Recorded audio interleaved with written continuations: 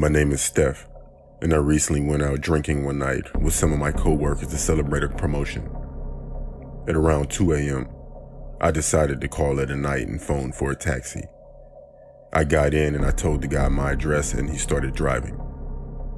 I was pretty drunk after the night out, and I actually passed out in the back seat of the taxi.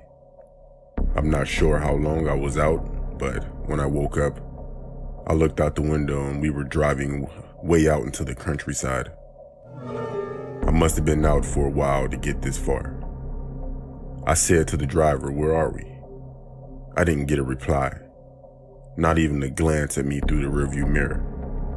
That awful feeling of realizing the dangers I was in was dawning on me very quickly.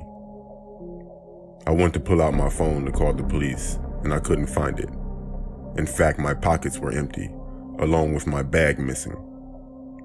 I moved slowly to open the doors, but they were locked. I told the driver to stop, but he didn't answer me.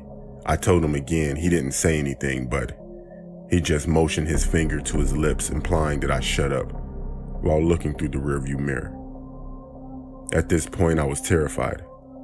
I just sat back in the taxi with tears in my eyes, thinking the worst and what I can do to get out of this situation. The car finally stopped when he pulled into a parking lot next to a river. There were 2 vans there, and about 4 men standing outside next to the vans. The taxi driver got out and went to speak to the men. I couldn't hear what they were saying, and what I could hear I didn't understand as it was another language. One of the men then opened the van doors, and I could see about maybe 3 women tied up and gagged crying. I started to tighten my Adidas up because I knew I was going to haul ass when I got the chance. I started breathing very fast, and I could feel my adrenaline kicking in. I kept trying to open and kick the doors, but they wouldn't budge.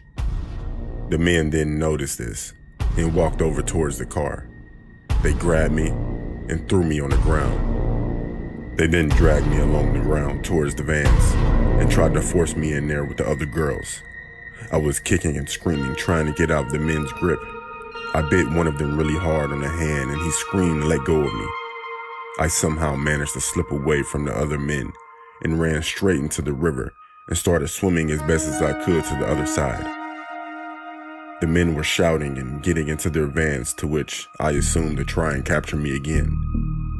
But they never did, because I finally made it across the river and started running across the fields to get away as far as I could. And I didn't see or hear these men again. I found help and eventually informed the police of what happened. As far as I know, I never heard anything from that taxi driver, those men, and most importantly, those kidnapped girls.